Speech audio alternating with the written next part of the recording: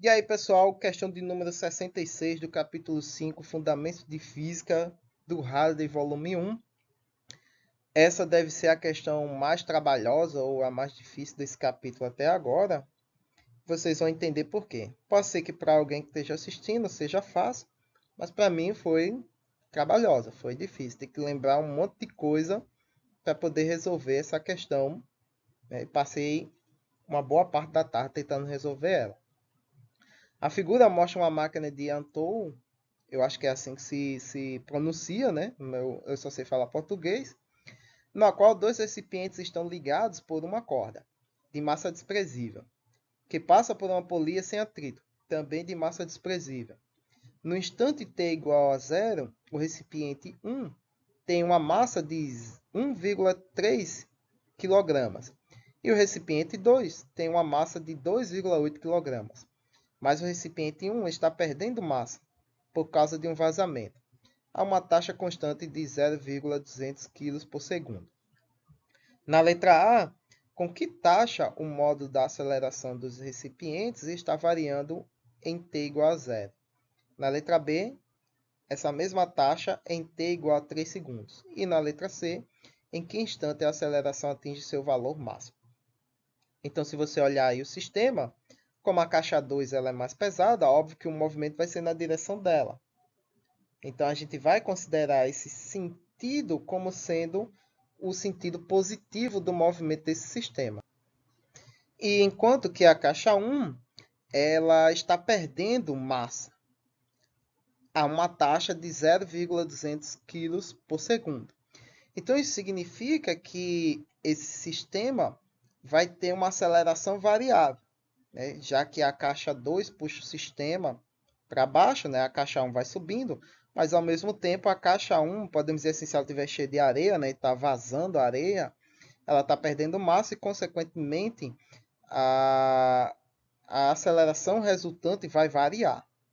E aí ele quer quanto que isso varia, né? Para cada intervalo de tempo. Então, como a gente está falando de taxa de variação, então a gente está falando de derivada, né? Assim como na questão 62, né? Que é uma questão parecida com essa.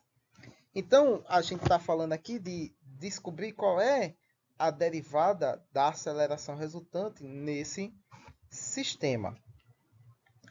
Levando em consideração também que nós temos uma outra variável e, portanto, a derivada dessa função massa em relação ao tempo, que é a massa da caixa 1, né?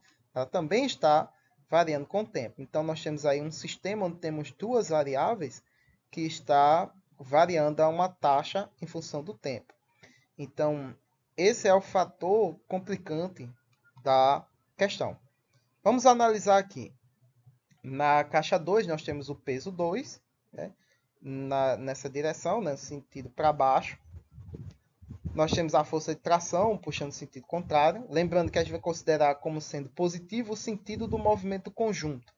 Então, como a caixa 2, obviamente, ela é mais pesada, e a caixa 1 está perdendo massa, então o sistema se movimenta no sentido da caixa 2. Então, todos os vetores nesse sentido serão positivos, todos os vetores no sentido contrário serão negativos.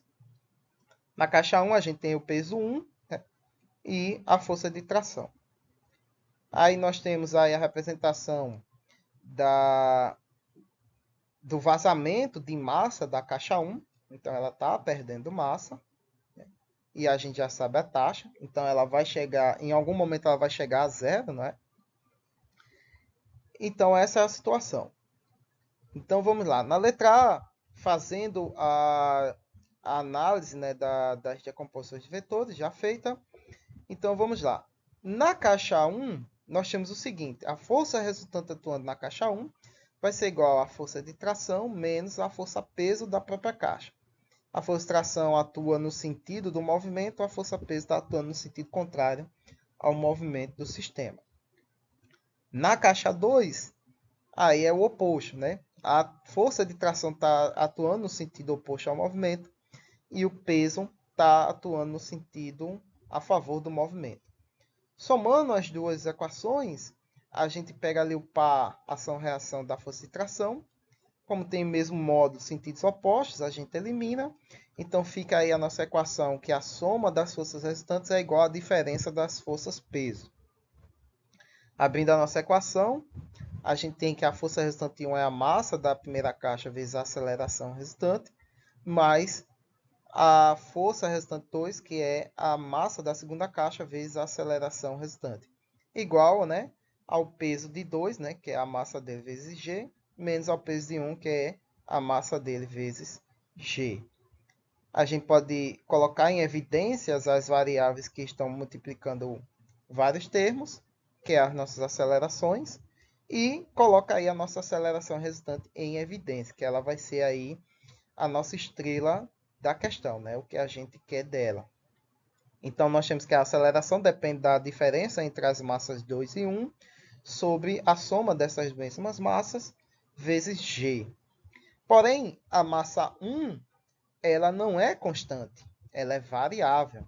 Então, podemos obter aí uma expressão que determine o quanto que essa massa ela está variando para aquele corpo. Então, nós temos aí, né, como eu já disse, a taxa de variação de uma variável é a sua derivada. Em função de quê? Nesse caso aqui, em função do tempo. E a gente já sabe o valor dela, né, dessa derivada, que é 0,2 kg por segundo. Então, como está sendo uma taxa de perca, então sinal negativo para esse valor. Então, como é que a gente vai obter uma expressão que defina o valor da massa dessa caixa em qualquer intervalo de tempo futuro que a gente queira, né? Desde t0 até qualquer valor que você queira expressar? Bom, a gente pode fazer o seguinte: isolar o nosso dm1, que é a massa infinitesimal da caixa, né? Que é a sua derivada. Então, nós vamos ter aí que ela é a expressão da constante 0,2 negativo vezes um certo dt. Então, para a gente obter uma expressão que nos dê o valor dessa massa em qualquer intervalo de tempo, a gente integra esses valores, né, ao longo do tempo. Então, a gente tem que, do lado direito, a nossa massa ela é dada pelo limite inferior e superior, né, da nossa massa inicial, que comporia a caixa, e o limite superior, que é a massa final dessa caixa, né? Que ela vai chegar a um valor zero, né? Esse M1. Mas não vamos colocar zero lá, vamos deixar como sendo M1 para fins de nos auxiliar a resolver essa questão. Do outro lado, a gente tem a nossa constante vezes dt. E aí o nosso intervalo vai ser de zero até um tempo qualquer t. Então, do lado esquerdo, né, a integral de dm1 é m1. Nos intervalos de m1 inicial, né, m1 zero, até um m1 qualquer. Do lado esquerdo, a gente tem a integral de dt, é t, vezes a nossa constante. Onde a parte inferior vai ser zero, né, porque um t igual a zero, tudo vai dar zero.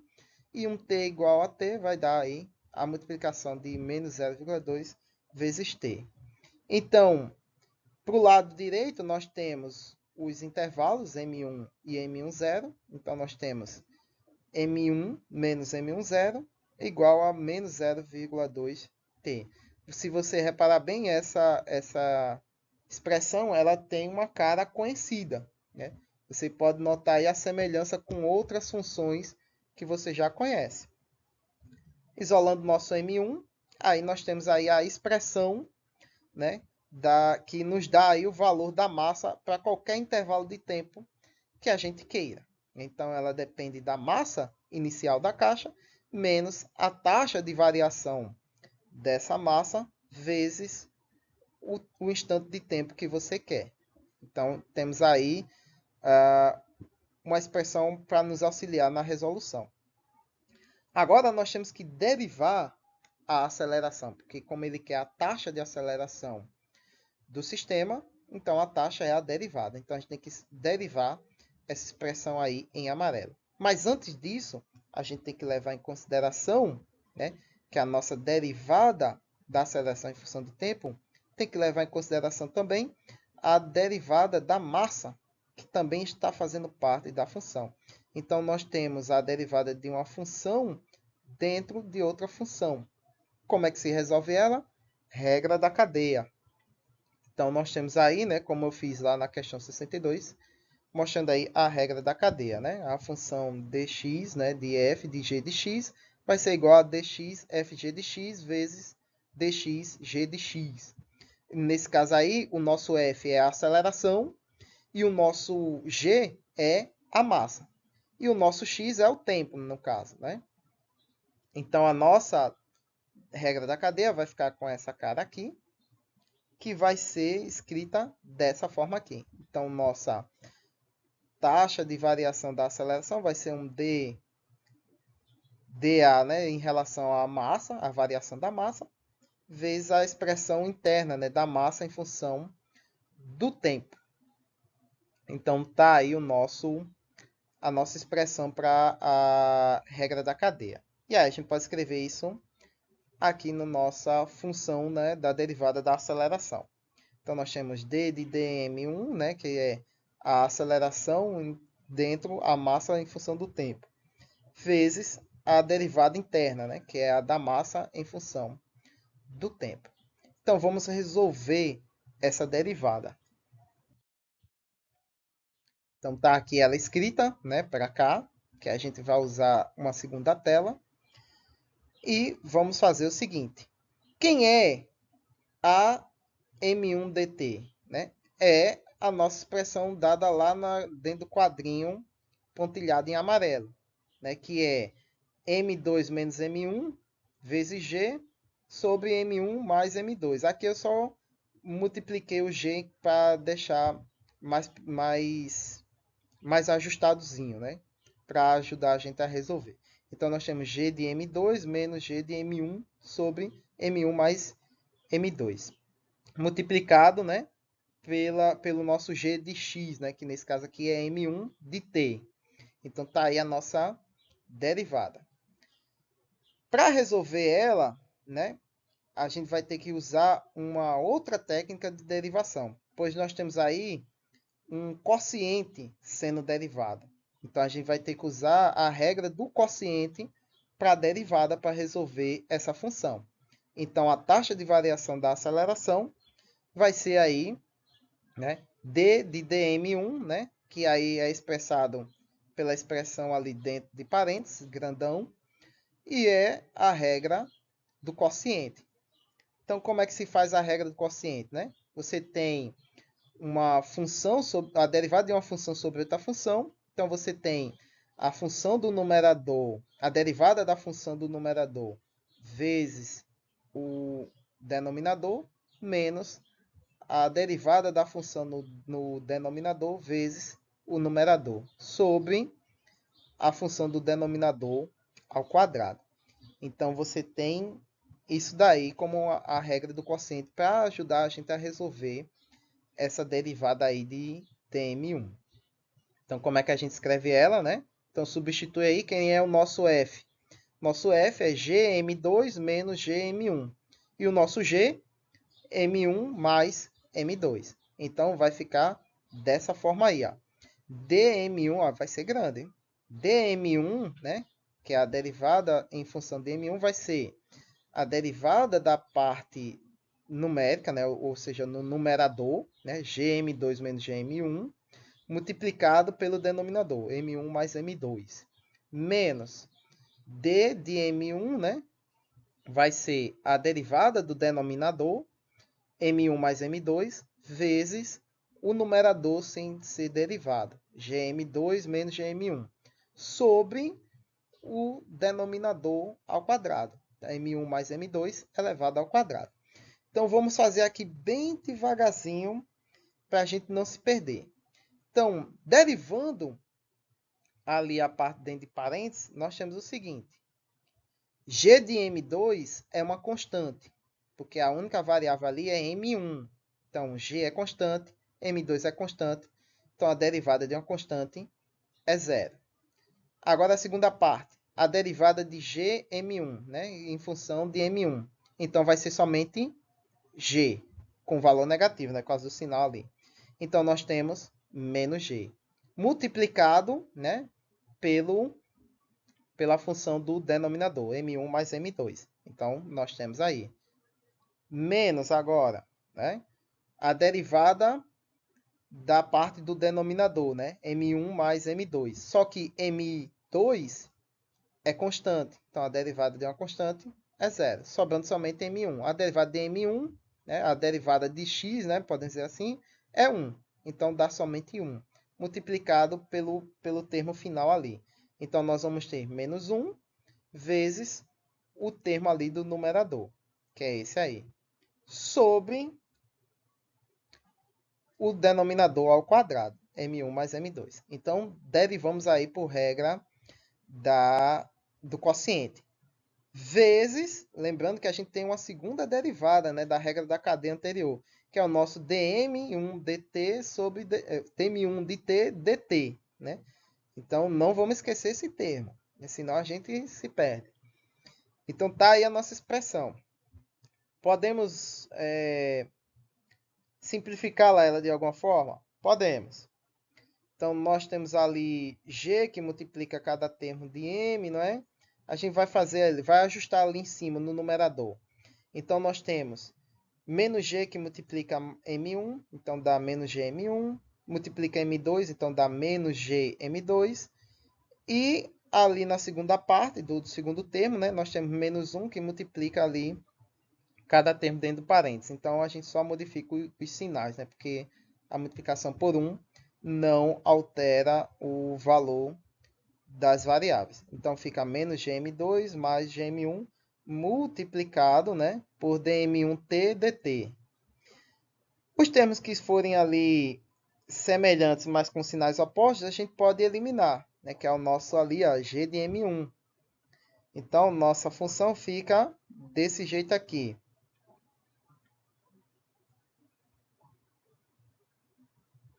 Menos 2gm2 sobre m1 mais m2 ao quadrado, dm1t dt. Né? Que no numerador a gente tinha gm2 e gm2, dois termos iguais, né? Somando, né? Vai dar duas vezes esse valor. Ai, minha nossa, que questão grande.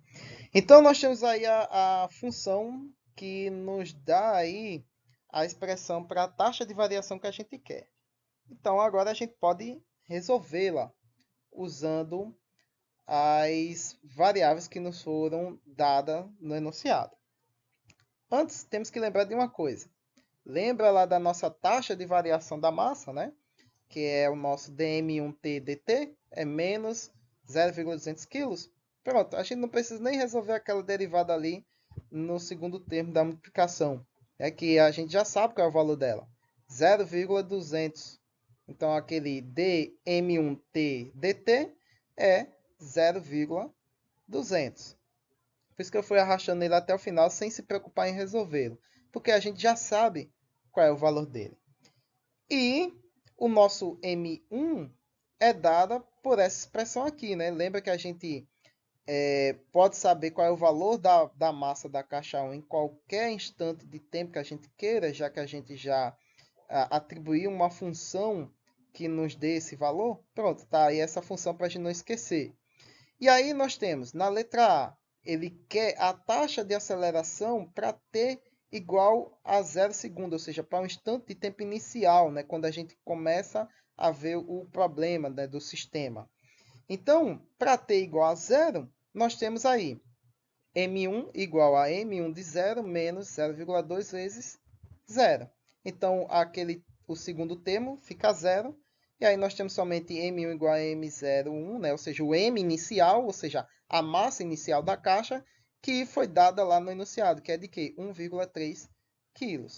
Então, nós temos a massa inicial da caixa, sabemos qual é a taxa de variação da massa em função do tempo, 0,2, e nós sabemos quem é o valor da massa 2, que é constante, e sabemos quem é g, que é a aceleração da gravidade. Então, substitui todos esses valores aí em dA dt. E aí ela vai ficar com essa cara aí, a nossa função. Né? Menos 2 vezes g que é 9,8, vezes a massa 2, que é 2,8, sobre a massa 1 para t igual a 0, que é 1,3, mais a massa 2, 2,8, vezes a taxa de variação da massa 1, menos 0,2 kg. Resolvendo, nós temos que a taxa de aceleração do sistema em função do tempo para t igual a 0 segundos é 0,653 metros por segundo ao quadrado. Na letra B, ele pede o seguinte: e para quando o tempo, depois que se passa 3 segundos? Né? Então, nós vamos ter aí, ó, pegando a nossa taxa, para t igual a 3 segundos, né? Então, nós vamos ter ali t igual a 3 segundos, a massa inicial 1,3 kg, né? Menos a taxa, a taxa de queda da massa em função do tempo, vezes 3. Então, nós temos aí que a nossa massa da caixa 1 vai ser de 700 gramas, né? Depois de 3 segundos. Aí é só substituir, né? Menos 2 vezes g, que é a aceleração, a gente já sabe, a massa 2 é 2,8, a massa 1, né, 0,7 kg, mais a massa 2 vezes a elevado ao quadrado, vezes a taxa da queda de massa em função do tempo, que é menos 0,2 segundos. Então, isso vai dar aí que a taxa de aceleração após 3 segundos é de 0,896 metros por segundo ao quadrado. Então, veja só que a taxa de aceleração já aumentou aí de uma forma de 2 décimos, né? de segundos, né? Mais rápido em relação ao primeiro problema, né? ao problema inicial. E, por fim, na letra C, ele pede quando é que a taxa de aceleração ela vai ser máxima, né? Ela vai atingir o seu ápice. Então, ela vai atingir o seu valor máximo, né, para o sistema. Isso vai acontecer quando a caixa estiver vazia, né, tiver massa nenhuma. Então, a única atuação de força que vai estar ali no sistema é o peso da caixa 2, né? Então, pegando aí a nossa função, que determina a massa da caixa 1, né? Então, a nossa aceleração vai ser máxima quando essa massa for zero. Então, em que instante de tempo isso vai acontecer? Né? Quando a massa M1 for zero. Então, a gente isola ali a nossa variável do tempo. A gente tem que a massa inicial é 1,3 sobre a taxa de queda de massa em função do tempo. Então, quando se passar 6 segundos e meio, a gente vai obter aí a aceleração máxima do sistema, né? Então não vai passar daquilo, porque aí a única influência vai ser somente o peso da caixa 2. Muito bem, pessoal. Até que não deu 23 minutos, já tem uma questão aí que deu 30 minutos. Então essa questão ainda foi um pouco menos trabalhosa do que a questão anterior. Então veja aí, espero que tenham compreendido, espero que eu tenha sido bem claro nas explicações, né? Tanto na questão da derivada do quociente, quanto na regra da cadeia e os passos que eu fui seguindo para mostrar como é que se resolve esse problema. Para mim foi um problema bem, digamos, trabalhoso, né? Ele é difícil, você tem que lembrar de detalhezinhos, né? Você tem que lembrar que você tem duas variáveis sendo modificadas com o tempo, que é a aceleração e a massa. Ver que ali tem uma regra da cadeia e depois aparece uma regra do quociente. Saber que tem que achar uma expressão para a taxa de variação da massa 1, né? E você faz isso integrando. Então veja que não é uma questão tão simples, né? Ela é uma questão trabalhosa e é um pouco difícil. Não à toa que ela é de 3 estrelas no Halliday, né? Mas espero que tenham gostado, espero que tenham compreendido. Críticas, dúvidas e sugestões aí na caixa de comentários, né? Curtam, compartilhem e até a próxima questão, que eu espero que seja um pouco mais fácil. Fui!